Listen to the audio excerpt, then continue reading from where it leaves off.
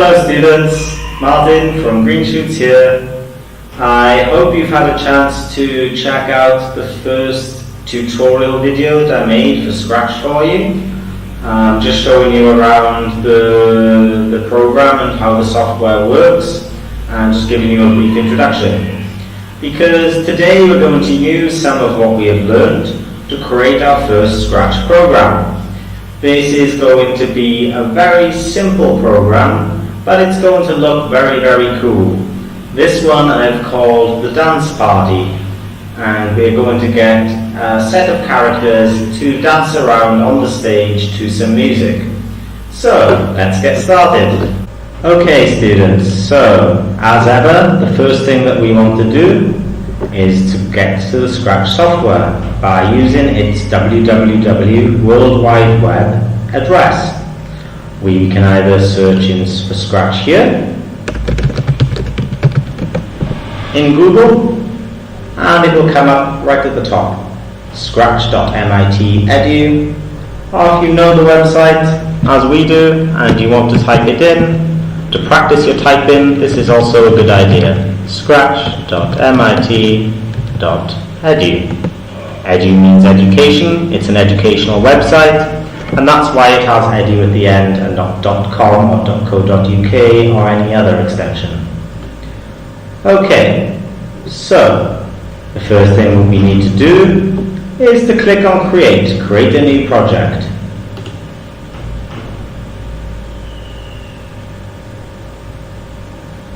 And this is going to open up all of the files that we need to create any kind of project that we desire. So you see the program opens exactly the same as it did in the first tutorial, with the cat and a blank screen. I don't want the cat in this one, so I'm going to go ahead right away and delete it. Now, on my second tab up here, I've already loaded what we are going to be making. So take a quick look and see what you think.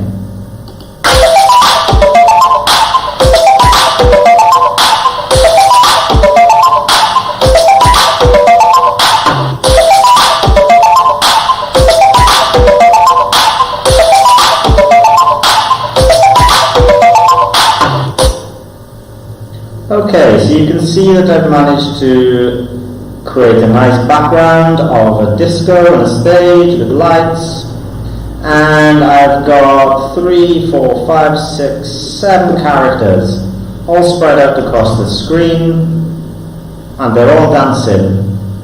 Now we've got the characters moving their costumes, switching between costumes to create movement, and they're also physically moving across the screen.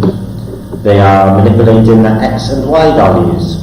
So, let's take a look about how we start making this.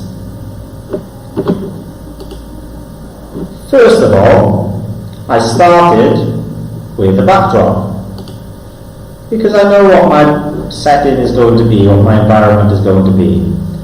And if I scroll down, we have one that's very similar here, concert. I used this one, Spotlight. Open this up, and there we have our first animation. So, now we need some characters, as we call them in Scratch, sprites.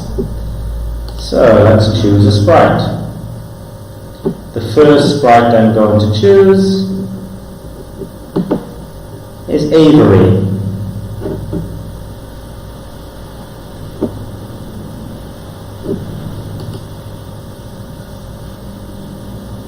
And you can see that Avery is very big at the moment compared to my other characters. She's going to fill the stage, so I need to change her size. Let's shrink her down to half the size, which is 50, because 50 is half of 100. Now she looks a little bit more like the right size to be on the stage. So, if we look at Avery's costumes rather, we can see that she has different walking costumes to animate her walking.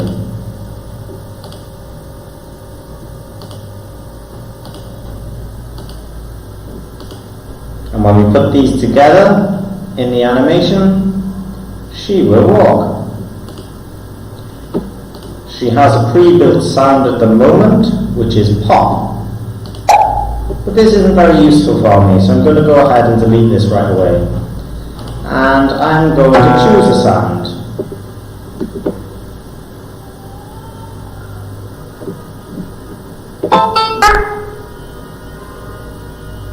In fact, let's leave sounds where they are for the moment, and let's just move on. Let's take a look at my code and see what it is that we've got for our first character. So my first character in my project is called Cassie. If you click on the different characters, you can see where they're positioned on the page. So Cassie is my character right back here. She is the one who dances on the spot. And this is the code that makes Cassie move in the way that she does. So, what does my code say here? It says, when the green button flag is clicked, I want forever,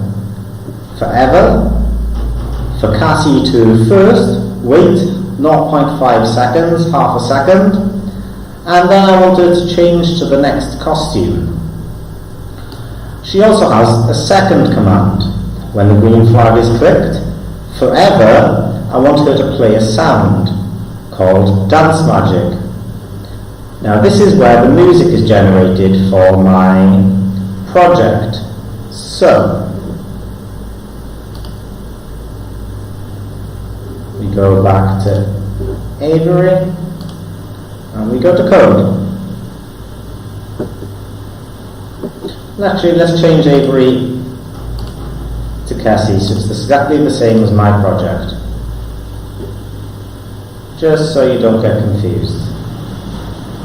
And also, I think that maybe she is the first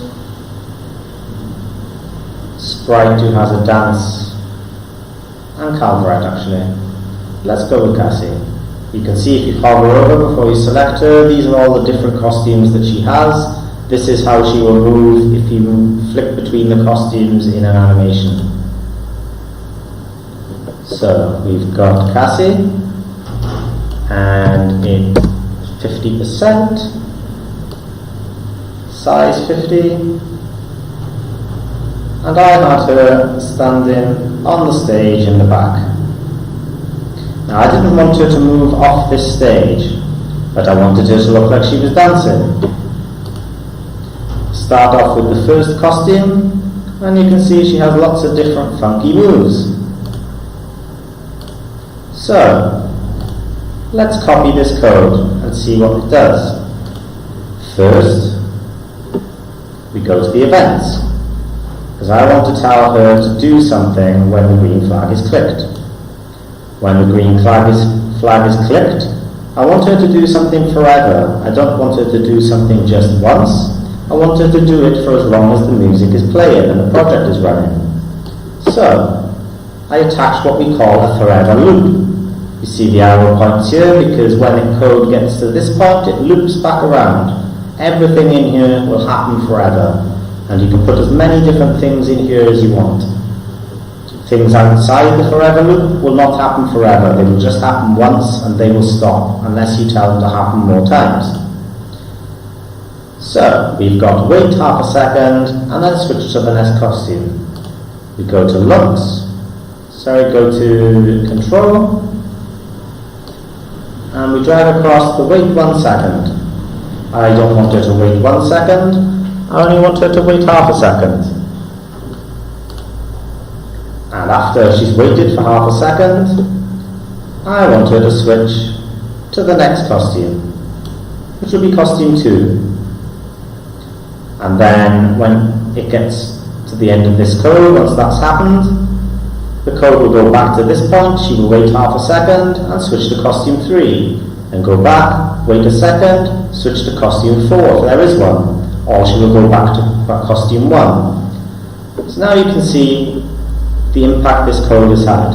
She is dancing on the spot, she's not moving along the x-axis, she's not moving along the y-axis. She is standing on the spot at X, being 12 and y being minus 18. This is the position she is in.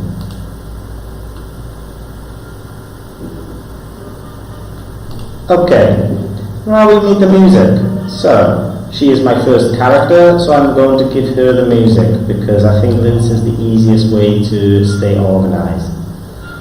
When green space is clicked, as we see here, we need a forever loop, and we want the music to play forever until we decide to stop the program, because it would be very bad if the music was to stop and the characters were still dancing. This would not make sense. So, we want her to play a sound. So we go to the sounds, play a sound. Oops, wrong window. First we need the forever loop, events, control. There's the forever loop in control.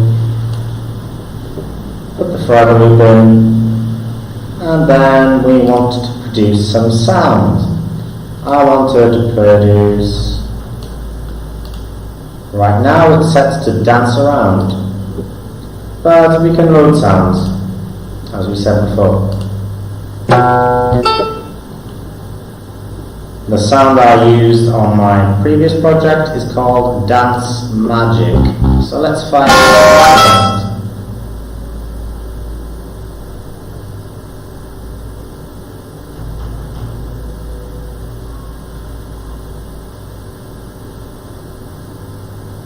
Here it is. Dance Magic.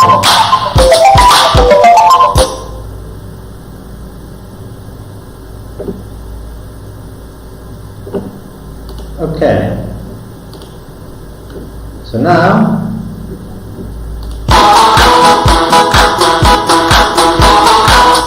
we have music.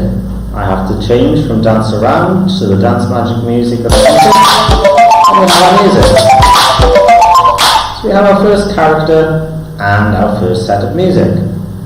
So, what do we have next? I have a total of 1, 2, 3, 4, 5, 6, 7 characters. And you will notice that some of the characters move very similarly to others. So, when I click this, you will notice that the guy at the front here, he stands on the spot and dances just like this lady here. So, let's create a new character. There he is, there's Calvert. A giant Calvert until we bring him down to size 50, the same as the other characters, so he looks like he fits on the screen properly. And I'm going to bring him back to where I had him in my original project. Now, if we want him to move just like Cassie does, we can build these blocks from the sides just like we did before. But to save time, what we can also do is just copy this into the new character. And how we do this is we go to the top block, we hold down the left button on the mouse, and we drag it down. We make sure we are very careful that it is going into the right character, and we release. These blocks stay in Cassie's file originally, but you can also see they are now here in Calvet's. And if I do this, I don't want to do this for the second one because I already have the music. This is already only going to play the music, and we only need one piece of music for this track. We do not want 2 pieces of music to play at the same time because that would sound terrible. So, now we click the green flag, and then we're dancing. Okay, and we can do this as many times as we want. So, let's take a look at what we've done with somebody else. We've got Champ over in the corner here, and he has some slightly different code. Not much different, but slightly. Let's take a look at what this says. It says that when the green flag is clicked, forever, I want him to first wait half a second, then I want him to change costume.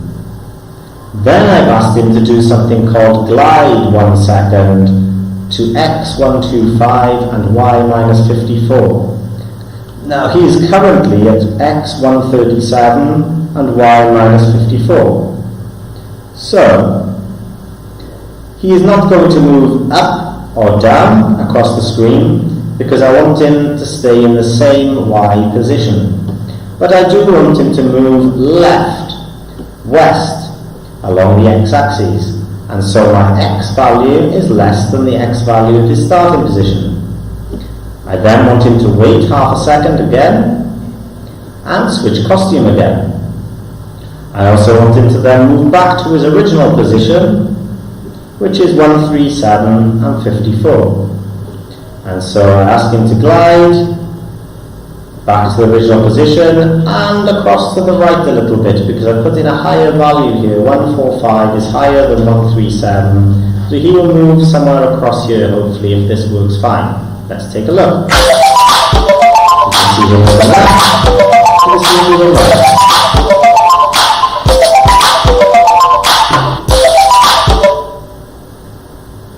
Okay. So let's build this ourselves. First we choose the sprite. We look for Champ. There he is. We bring him in. We shrink him down to size 50, the same as the other characters. He looks very cool. And I'm going to place him over here. His current position is x 143 along the x-axis and minus 25 along the y-axis. We want to give him this code. So first we need an event. What is going to start the program? We're already using the green flag to start the program. So when the green flag is clicked, we want to create a forever loop. Forever, what do we want him to do? We want him to first wait for 0.5 seconds.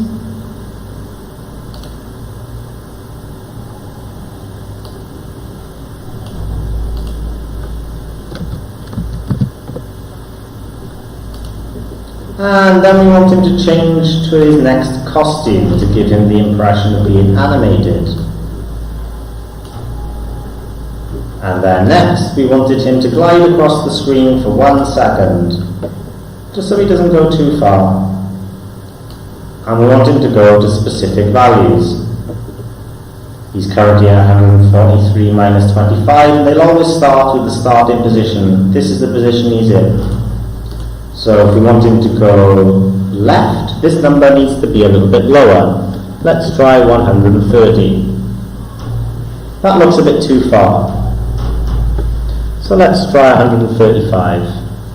Still a little bit too far. 140.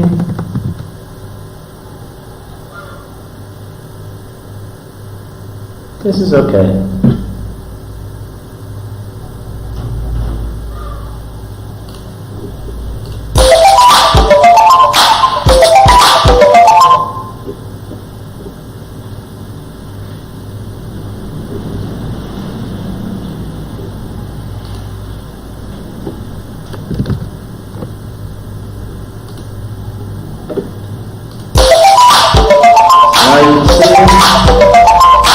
He moves across the screen a bit.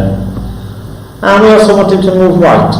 And we want to repeat this. So how we repeat this, we can either build the same thing again by dragging from the sides, or we can right click the tiles that we need and duplicate them. If you duplicate the top one, every tile joined onto it will look the same. Now we pretty much need this to be exactly the same, except we need to change the y values, the x values rather, sorry. So we can attach this to the bottom,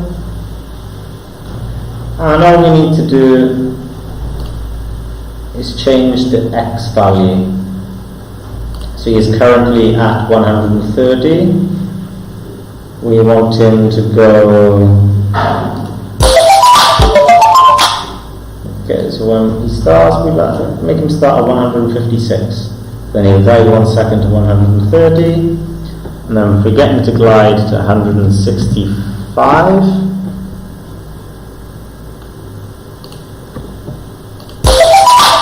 we move left and move right.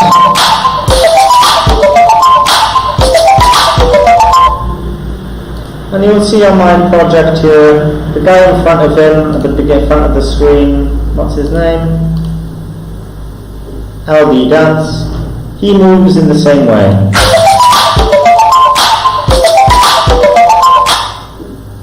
So, I will make him. Select the sprite.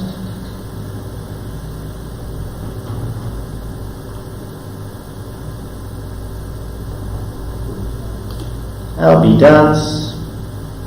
He gets loaded in. Still a little bigger than the others, maybe make him 45. And I'll place him in the same position as he is. Now we want him to move in the same way as this guy. So it's just a simple case of copying across the code. Just like we did before. Hold down the left button, bring the code, give it to our BDance, and there it is. What we do need to make sure we do is to change these X values here.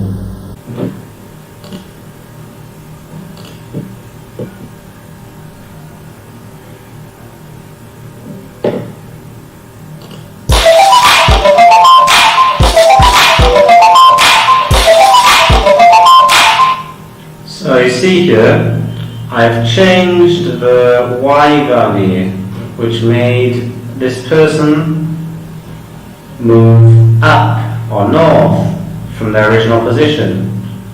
If you change the Y value, then it is going to make the person move north or south, up or down.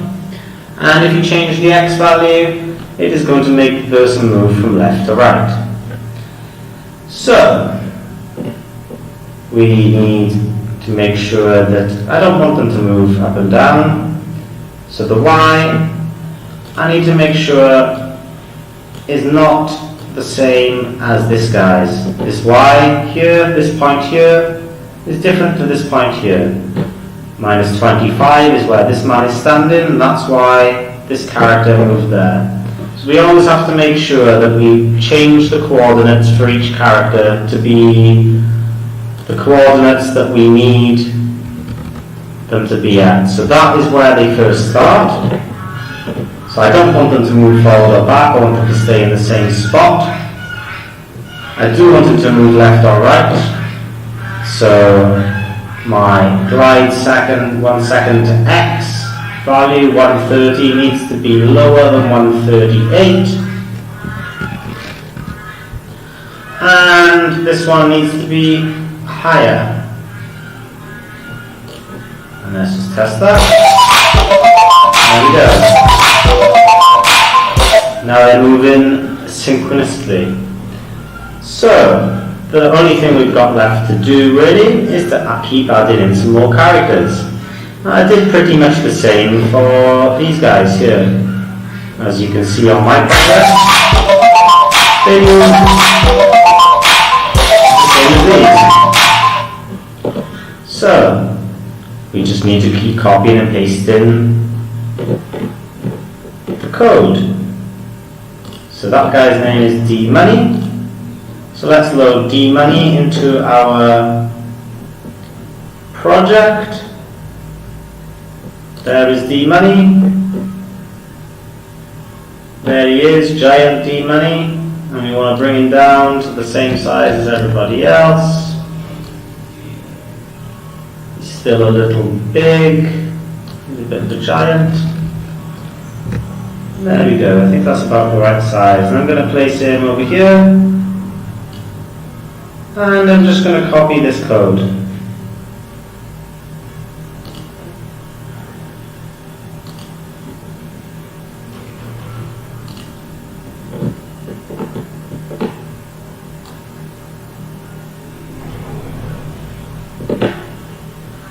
Copy that across to D-Money.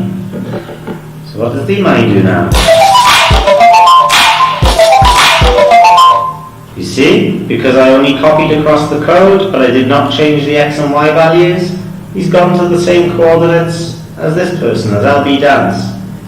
So, let's stop, and let's change the x and y values to make them appropriate. His starting position is x minus 118 and y minus 32. So, I want to change x to go left. I want him to be less than 118, so I'm going to ask him to go to x minus 95. His y value is minus 32, and I do not want this to change. So I keep it the same. And this one, needs to be bigger than minus 118, so I'm going to try 135. Because 135 is a bigger number than 118, minus 118, because it's closer to the xy. Sorry, I want to change it to minus 100. Because this is closer to the 0 point here. X and y, x0, y0. So, when I do this, I make sure that the y-axis are the same as his starting position.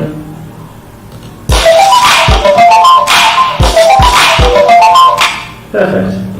So the last thing we've got to do is add in the last two characters. This one here is exactly the same as this one. They move in the same fashion. They just have different costumes, so they have different ways of actually moving their bodies. So we want to make their attributes the same. So let's load Dan.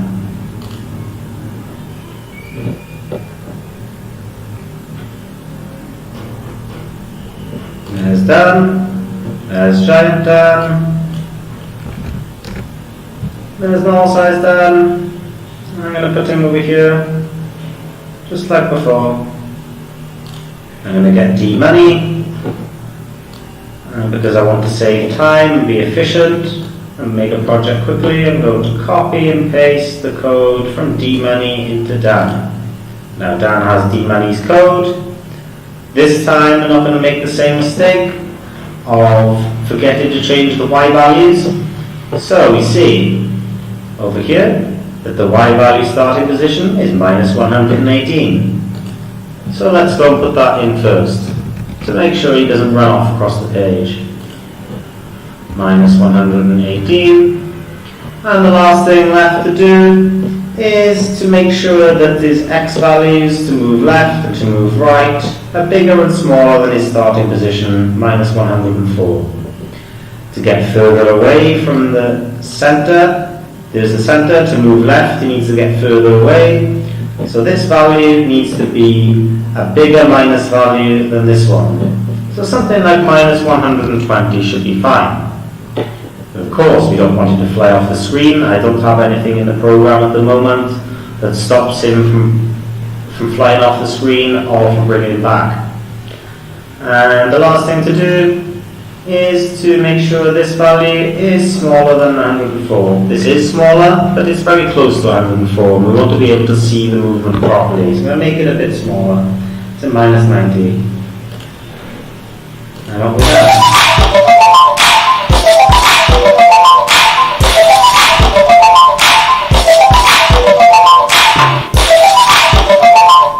Perfect. And so you can play around with this a little bit more, and you can add different characters in and see what different effects you get. One other thing that I did on my project was to add in a little bit of clapping from Calbret at the front here. He's having a really good time, and you can see this is the loop that we made for him. This is the same code. When the green flag is clicked, I want him to forever first wait 1 second, then switch his costumes. And I've also got this code. Just like the lady who was playing the music, he has some sound value. When the green flag is clicked, I want him to play the sound that makes it sound like a beatbox clap.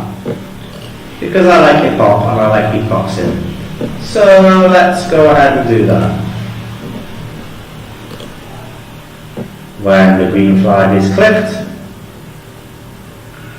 It's a sound, so we want a sound, and we want to play the sound until the program finishes. Because it says the program is the music, the sound is to be played until the program is finished, we do not need to add a forever loop. If we used maybe this one, start sound, then maybe we would need to use a forever loop, because maybe the sound would not play. So, now it says dance chill out. We don't want the dance chill out sound. Like I said, I want a different sound for this guy. I want the beatbox clap.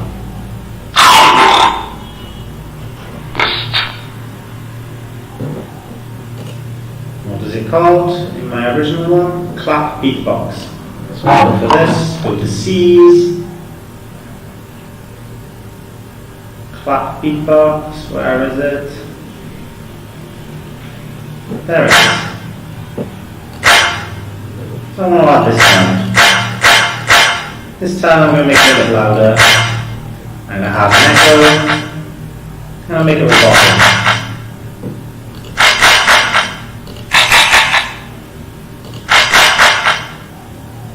Okay. Go back to code. Now all we need to do is select the clap beatbox.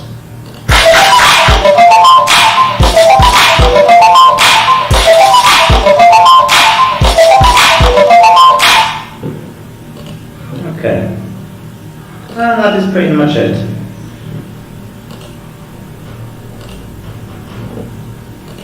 So let's add the loop in. You can see it only played once this time, but I want to play until the music finishes. So, we put the forever loop in first, playing the sound.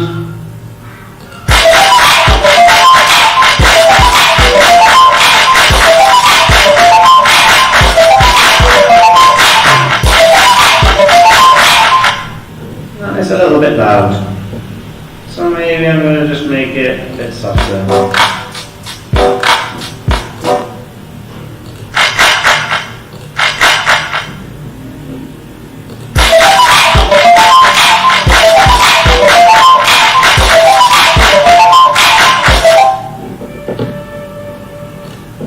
I don't think it sounds very good, so I'm just going to go ahead and delete this, because it's not necessary for our project. So here we have the final version.